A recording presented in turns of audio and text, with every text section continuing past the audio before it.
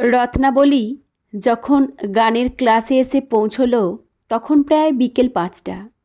হন্তদন্ত হয়ে কাঁধ থেকে ব্যাগটা নামিয়ে জলের বোতলটা ব্যাগ থেকে বের করে ঘট ঘট করে কিছুটা জল গলায় ঢেলে একটা স্বস্তির নিঃশ্বাস ফেলে বলল, বড় লেট হয়ে গেল।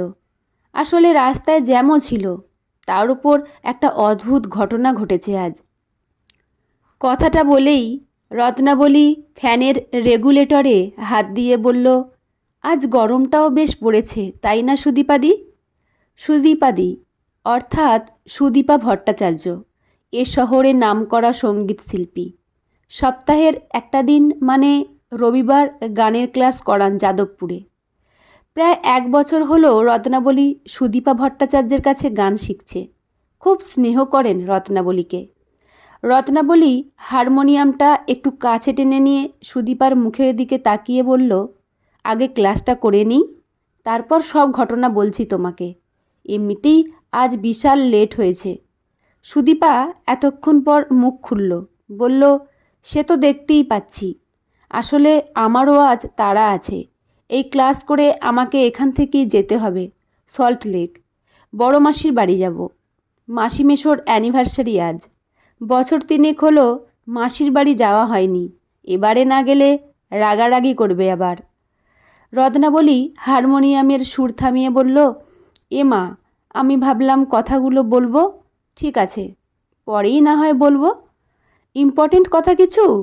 সেরকম না হলে পরেই বলিস।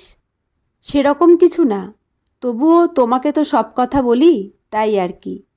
তাহলে গানটা দেখে নে একটু, তারপর বলিস। রত্নাবলীর জীবনে এই সুদীপা ভট্টাচার্য এমন একটা মানুষ যে নতুন করে ভাবতে শিখিয়েছে জীবনে কিভাবে ঘুরে দাঁড়াতে হয়। পরিচয়টা সোশ্যাল নেটওয়ার্কেই। ফেসবুকে একটা গানের ভিডিও শেয়ার করেছিলেন সুদীপা। সেই পোস্টের সূত্র ধরেই পরিচয় রত্নাবলীর, তাও বছর দেড়েক আগে। সুদীপাই বলেছিল, আবার শুরু করো জীবন, কিছুই শেষ হয়ে যায়নি। জীবনে একটা শেষ মানেই আর একটা শুরু। কয়েকটা কথা রত্নাবলীর মনে গেঁথে গিয়েছিল সেদিন। একদিন রত্নাবলী সুদীপাকে মেসেজ করে জিজ্ঞেস করেছিল, একদিন দেখা করা যেতে পারে কি তোমার সাথে? যে কোনো রবিবার যাদবপুরে চলে এসো, ওখানেই আমার গানের ক্লাস থাকে। ক্লাস শেষে কথা বলা যাবে, ওই ধরো 5:30টার পর। রত্নাবলীর সাথে সেই প্রথম দেখা সুদীপার। খুব ছোটবেলা থেকেই ইচ্ছে ছিল গান শেখার, তখন শেখা হয়নি। সেদিনের গানের ক্লাসে সুদীপার সাথে দেখা করতে এসে সুদীপাকে রত্নাবলী জিজ্ঞেস করেছিল, আমি কি এই বয়সে গান শিখতে পারবো? সুদীপা হেসে বলেছিল, বয়সটা সংখ্যা মাত্র, চেষ্টা করলে কি না হয়। তুমি যদি সময় করতে পারো, কেন হবে না? আমি চাই শুরু করতে, কিন্তু মনোবল যে সব হারিয়ে গেছে। কিছুই হারায়নি। হারানোর আগেই যদি বলো আমি হারিয়ে গেছি, তাহলে তো তুমি হারিয়েই গেলে। মনে জোর রেখো। বলছো তাহলে পারবো? নিশ্চয়ই পারবে। রত্নাবলী পরের সপ্তাহ থেকে শুরু করেছিল গানের চর্চা। কতই বা বয়স, সবেমাত্র ২৯ তখন। রত্নাবলী ডিভোর্সি, ভালোবেসেই বিয়ে করেছিল নির্বাণকে। এ তো ২-১ বছরের প্রেম নয়, টানা ৮ বছরের প্রেম। সেই কলেজ লাইফ থেকে শুরু। অথচ বিয়ের ১ বছর যেতে না যেতেই ডিভোর্স নিতে বাধ্য হলো। এক ছাদের নিচে না থাকলে বোঝা যায় না কে কেমন মানুষ। প্রেমিক আর স্বামী দুজন আলাদা মানুষ যেন। বিয়ের আগে চাকরি করতো রত্নাবলী একটা প্রাইভেট ব্যাংকে।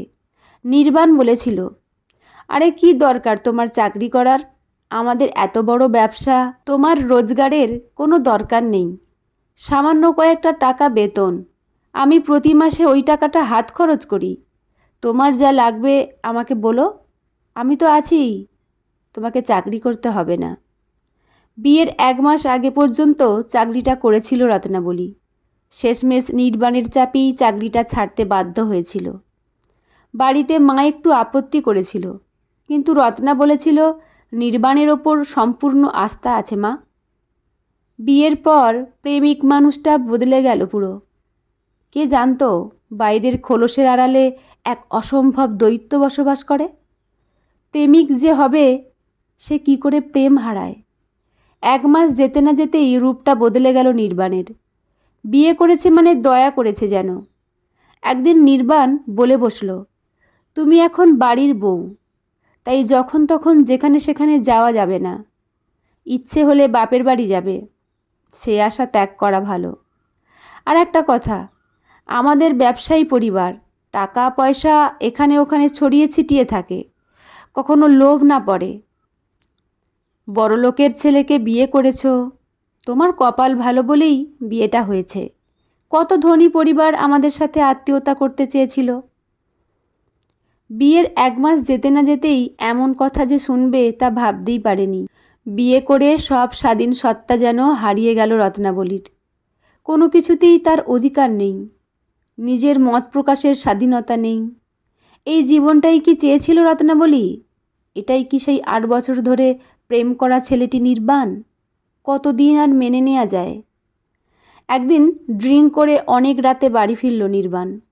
রত্নাবলী প্রতিবাদ করতেই নির্বাণ বলল, চাইলে চলে যেতে পারো, আমাকে বিয়ে করার জন্য তোমার থেকেও অনেক সুন্দরী বসে আছে। কথায় কথা বাড়ে। সেই প্রথম গায়ে হাত তোলে নির্বাণ। তারপর থেকেই শুরু হয় আরও অশান্তি। টাকার অহংকারে মদমত্ত নির্বাণ একদিন বলে দিল, তোমাকে ডিভোর্স দেব। আইনের সাহায্য নেবে? কিছু করতে পারবে না, আমার টাকা কথা বলবে। তোমার দম থাকলে আমার সাথে মোকাবিলা করো। শেষ দিন রাতের বেলা যখন বাড়ি থেকে বেরিয়ে এলো রত্নাবলী, গোটা গায়ে সিগারেটের ছ্যাঁকা। না, পারেনি, কিছুতেই মেলাতে পারেনি সেই পুরানো নির্বাণের সাথে। অসুস্থ হয়ে বাপের বাড়িতে চলে এসেছিল সেই রাতেই। ততদিনে ডিভোর্সও হয়ে যায়। তারপর থেকে তো 2.5 বছরের বেশি অতিক্রান্ত। মাস 3 হলো নতুন একটা জব পেয়েছে, সঙ্গে চলছে সঙ্গীত চর্চা। জীবনে যখন খারাপ পরিস্থিতি আসে, একটা মানুষের খুব দরকার যে পাশে থেকে জীবনটাকে সঠিকভাবে এগিয়ে দেবে। রত্নাবলী তাই তো সুদীপাকে বলে, তুমি আমার জীবনে ঈশ্বরের এক দূত। জীবনটাকে যে নতুন করে গোছানো যায়, তুমি না আসলে জানতেই পারতাম না। একটা ভাঙাচোরা মানুষকে তুমি আবার নতুন জন্ম দিয়েছ। শিল্পীদের বোধহয় একটা আলাদা ক্ষমতা থাকে, নতুন সৃষ্টিতে তারা সবসময়ই পারদর্শী। রত্নাবলী এমন কথা যখন বলে, সুদীপা তখন হাসে, বলে, কোনো কিছুর জন্য কোনো কিছু শেষ হয়ে যায় না রত্না। জীবনে কেউ না কেউ আসে তুলে ধরার জন্য, তার জন্য অপেক্ষা করতে হয়। ধৈর্য হারালে ঈশ্বর নিজেই বিরক্ত হন। আসলে সবটাই ভগবানের ইচ্ছে, রাখে হরিত মারে কে। রত্নাবলীর সাথে সুদীপার সম্পর্কটা এখন দিদি আর বোন।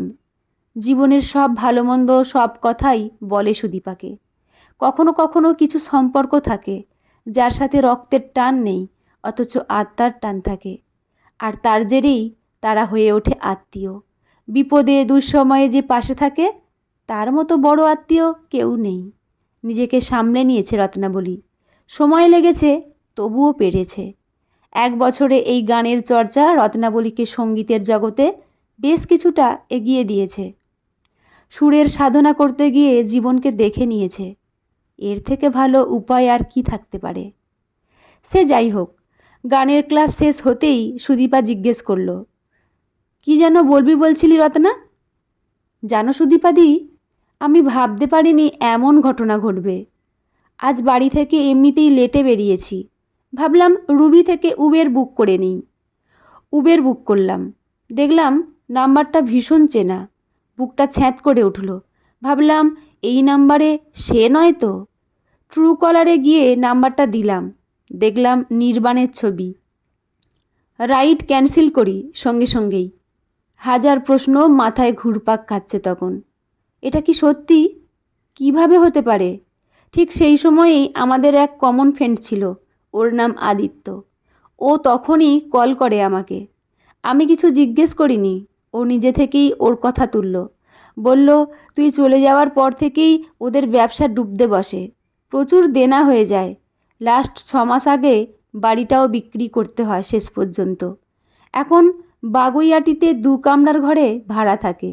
সর্বস্ব হারিয়ে অন্য একজনের মালিকের উবের চালাচ্ছে। জানো, খুব খারাপ লাগলো শুনে। সে আমাকে ভালো না বাসলেও আমি তো তাকে ভালোবেসেছিলাম। কিন্তু সুদীপা মৃদু হেসে বলে, এই হলো জীবনের চোরাবালি রত্না। কর্মফল ভোগ করতেই হবে, আজ হোক বা কাল। জীবনের কোন খাদে কাকে কখন যে পড়তে হবে সেটা ঈশ্বর ঠিক করেই রাখেন, আমাদের হাতে কিছু নেই। তাই খারাপ লাগলেও মেনে নিতে হবে। অর্থের অহংকার বড় খারাপ জিনিস। চল আমরা উঠি, যেতে হবে অনেক দূর।